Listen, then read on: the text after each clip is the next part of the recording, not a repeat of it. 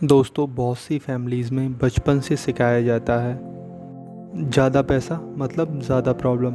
आपके पास जितना कम हो उतना बेहतर है। स्टॉक मार्केट में पैसा डालना बहुत रिस्की काम है। आपको तब तक काम करना होगा जब तक आप 65 साल के बूढ़े होकर रिटायर ना हो जाओ, पेंशन चालू ना हो जाए। तब तक जब तक आपका बेटा बड़ा ना हो जाए, वो जिम्मेदारियां ना ले पैसे कमाने की, तभी आपकी आराम मिलेगा, तभी आप रिटायर हो पाओगे। इनफैक्ट बहुत सी फैमिलीज़ में स्टॉक मार्केट की बात तक नहीं होती। हम सब बस देखते हैं हमारे डैड या उनके डैड ने बूढ़े होने तक घर को चलाया है। वो बीमार होकर भी काम पड़ जाते थे। बारिश में मौसम में तेज़ बारिश होती थी, फिर भी उससे लड़कर काम पड़ जाते थे, क्योंकि घर चलाने के लिए हमें पैसों की ज़रूरत होती है। फाइनेंशियल फ्रीडम का कॉन्सेप्ट सालों से है, लेकिन 1% से भी कम लोग इसके बारे में सोचते हैं और उससे 1% से भी कम इसको हासिल कर पाते हैं। लेकिन सच ये है, अगर इंसान अपनी लाइफ में फाइनेंशियल फ्रीडम हासिल करना चाहता है, चाहे वो महीने का 10,000 कमाए या 10 लाख, वो हासिल कर सकता है। Book money master the game में ऑथर टोनी रॉबिन्सन ने एक पूरा प्लान ले आउट किया है, जिससे आप पूरा कर सकते हो फाइनेंशियल फ्रीडम हासिल करने में।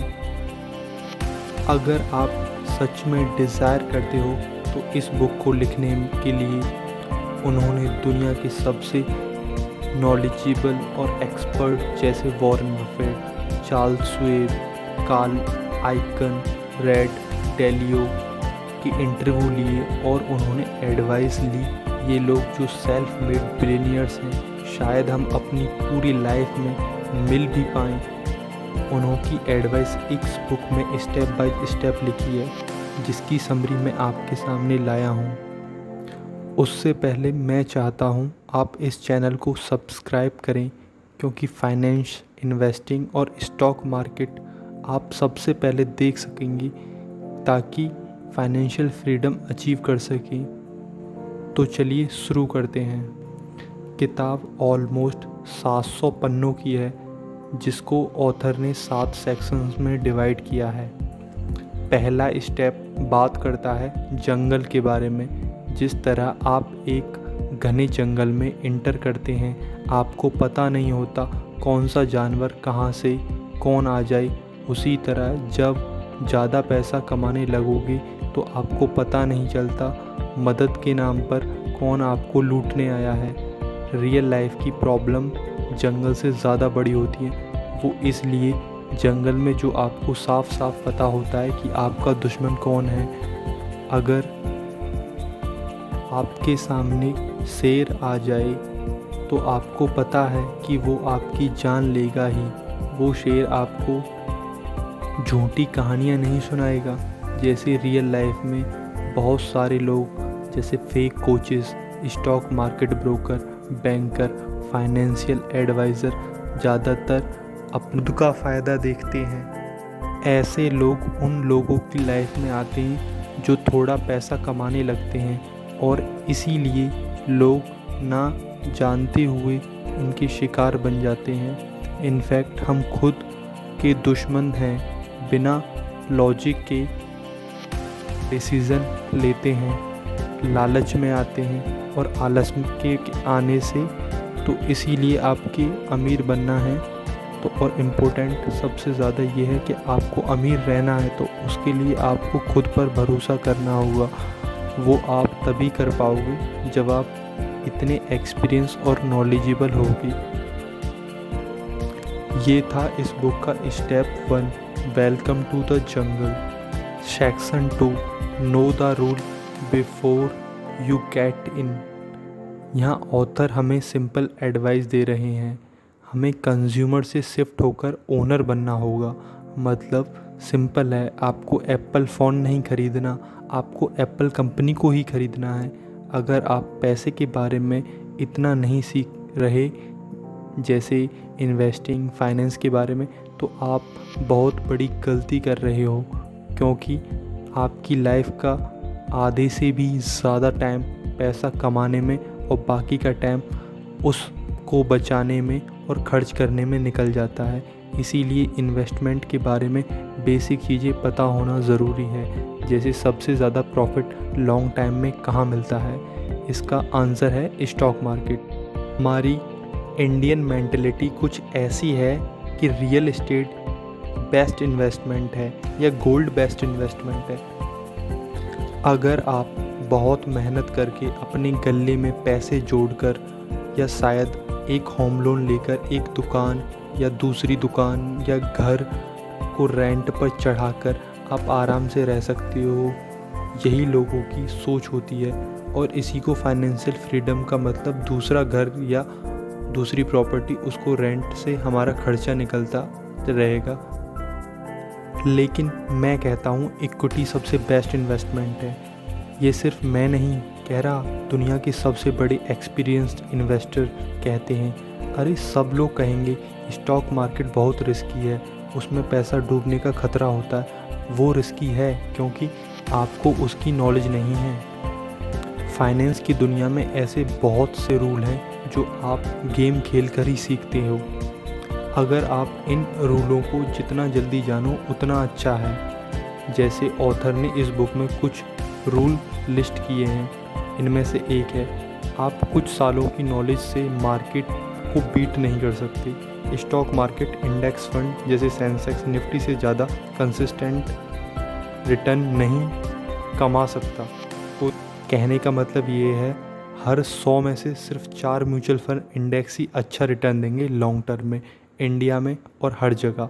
म्यूचुअल फंड ज़्यादा फेमस है क्योंकि इसके लिए एडवर्टाइजिंग होती है, इंडेक्स फंड की नहीं होती, इसीलिए उसके बारे में लोग बहुत कम जानते हैं। इस बुक का section 2, know the rules before you get इन, वरना जितना लेट उतना लॉस।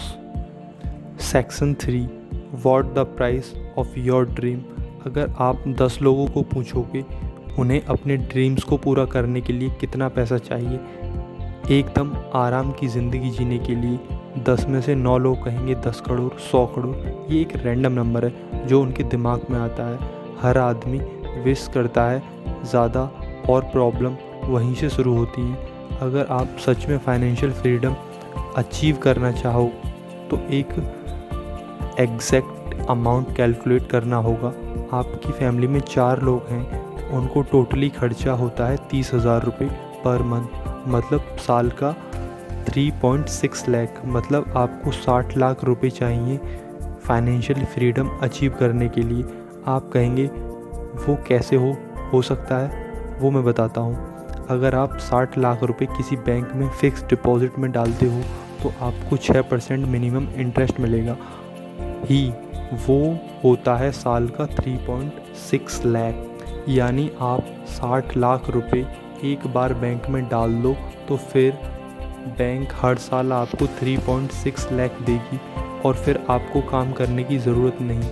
अगर आप नोटिस करोगे तो ये 60 लाख रुपए 10 करोड़ या 100 करोड़ से भी कम हैं, जिनके लोग अक्सर सपने देखते हैं। लेकिन इसमें एक छोटी सी प्रॉब्लम है, इंडिया में हाई ग्रोथ कंट्री है, यहाँ की कमाई महंगाई भी बहुत ज़्यादा है।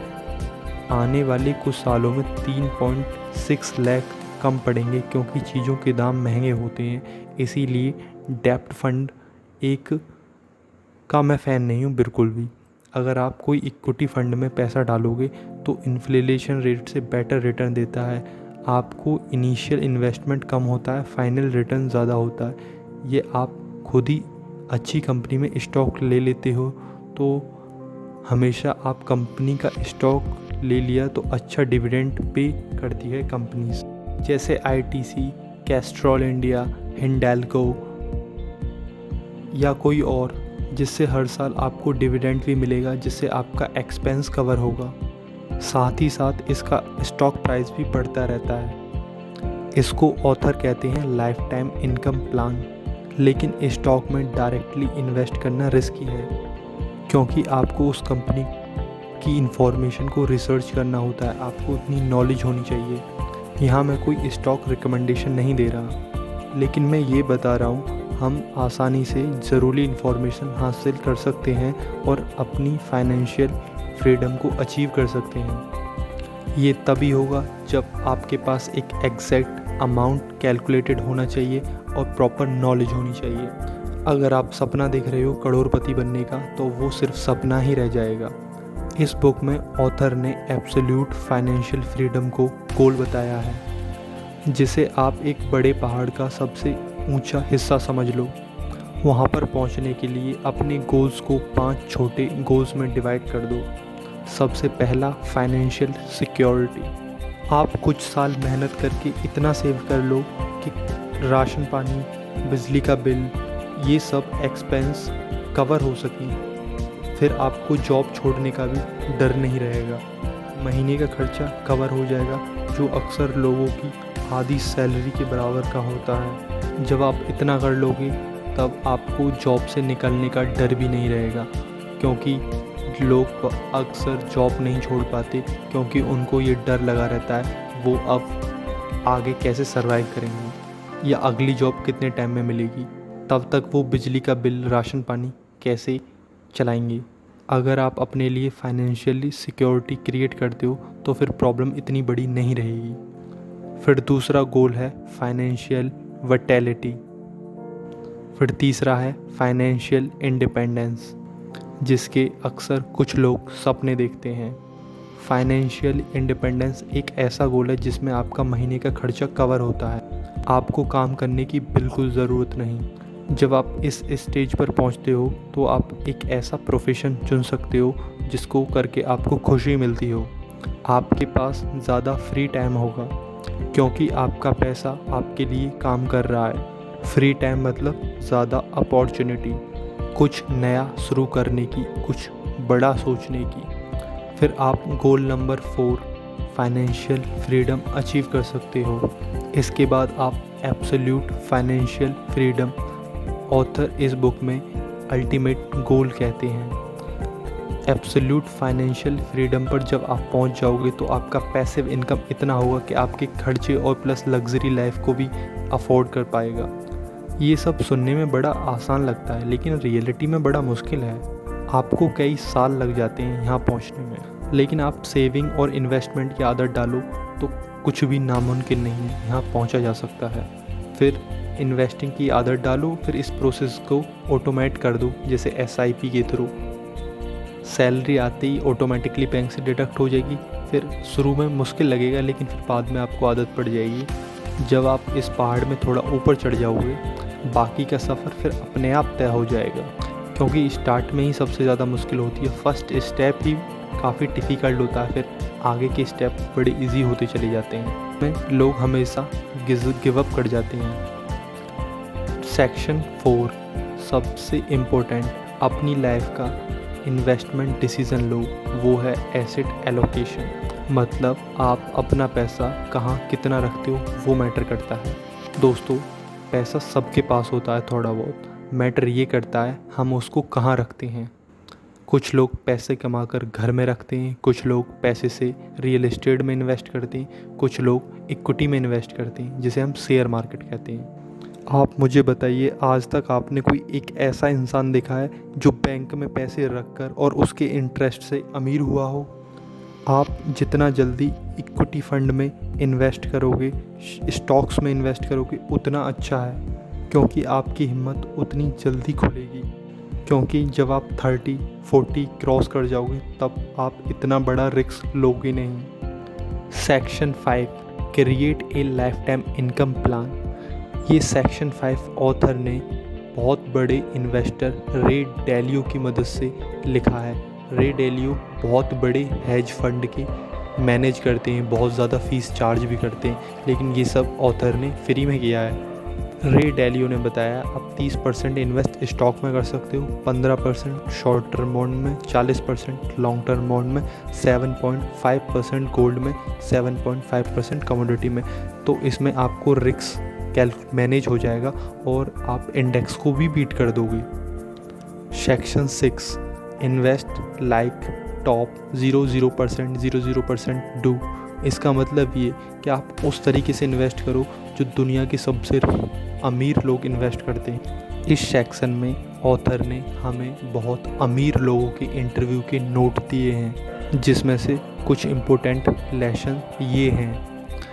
लेसन ये है, मिडिल क्लास और गरीब लोग अपना सारा पैसा रिस्क करते हैं सिर्फ 4% से 8% पैसा कमाने के लिए, और अमीर लोग कम रिस्क लेके ज़्यादा प्रॉफिट कमाते हैं। जैसे $1 पर $5, मतलब कि 400% रिटर्न। ये तब होता है जब आपको इन्वेस्टमेंट की उतनी नॉलेज होती है। अब जैसे रिसेंटली कोरोना था, तब गरीब लोग लाइन में लगकर अनाज खरीदते हैं और अमीर लोग सस्ते में स्टॉक खरीदते हैं, जो उनको बहुत ज़्यादा रिटर्न देता है। Section 7, do it, enjoy it and share it. ये सेक्शन भी बहुत बढ़िया है। टोनी रॉबिन्सन एक मोटिवेशनल स्पीकर हैं।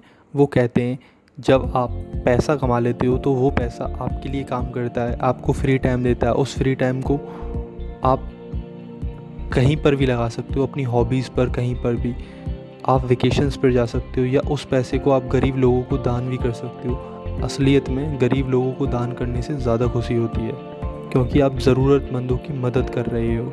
ये आपका चॉइस है, लेकिन जब आप सोसाइटी में कंट्रीब्यूट करते हो तो मुझे नहीं लगता उससे ज़्यादा खुशी किसी चीज़ में मिलती होगी। तो दोस्तों, ये थी summary money master the game Robert Robinson की। अगर आपको अच्छी लगी हो ये वीडियो तो आप इस चैनल को सब्सक्राइब कीजिए। इस वीडियो